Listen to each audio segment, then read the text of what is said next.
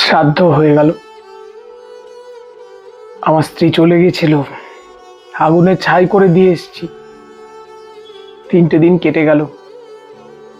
যেহেতু স্বামীর অশৌচ হয় না, আর আমার মেয়েটা খুব ছোট, ও পারেনি মায়ের মুখাগ্নি করতে, তো কয়েকজন ঠাকুর মশাই এবং শাস্ত্রের কিছু শ্লোকও পড়ে দেখলাম আমি যে শ্রাদ্ধ মানে শ্রদ্ধা জানানো। আমার মেয়েটা পারছে না। আজকে 3 বছর ধরে মাকে ছেড়েছিল, অনেক কষ্ট পেয়েছে।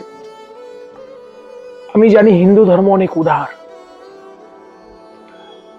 মানুষের জন্য নিয়ম নীতির বারবার সংস্কার হয়েছে।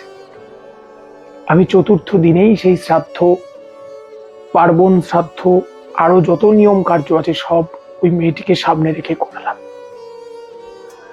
আপনারা কি মনে করেন যে আমি অন্যায় করেছি? আপনারা কি ভাবেন?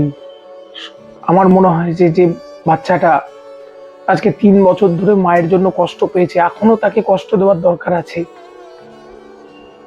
আর বাকি রইল শ্রাদ্ধের ভোজ।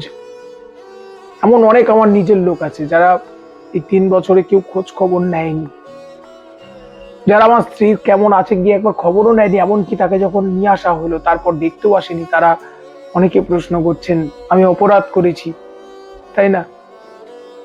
আমি বলছি শ্রাদ্ধের ভোজের পক্ষে আমি নই। আজকে শর্মিষ্ঠা চলে গেছে, ওর স্মৃতির উদ্দেশ্যে আজকেই এক জায়গায় 30টা কম্বল দান করা হবে দুস্থ দরিদ্রদের মধ্যে। আমি কয়েকদিনের মধ্যেই প্রায় 200টা, মানে পিছিয়ে পড়া, দুস্থ শব্দটা বলা ভুল, সবাই দুস্থ নয়, কিছু হত দরিদ্র মানুষের মুখে অন্ন তুলে দেওয়ার ব্যবস্থা করব। আমি জানি এর মধ্য দিয়েই ভগবান তিনি খুশি হন, শ্রাদ্ধ সম্পূর্ণ হয়। আমি কি ভুল করেছি না ঠিক করেছি? আপনারা একটু বলবেন তো। আমাকে কয়েকজন খুব উত্ত্যক্ত করছে। আমি দেখুন, আমার স্ত্রী চলে গেছে একটা ছোট্ট সন্তানকে রেখে, আমি তার আনুষ্ঠানিক শ্রাদ্ধ করতে পারবো না। আমি পারবো না। আমার জীবনের প্রিয় মানুষটা চলে গেছে, আমি নিজের কর্তা হয়ে দাঁড়িয়ে সেখানে সবার সেই শ্রাদ্ধের আয়োজন করব? আমি পারবো না।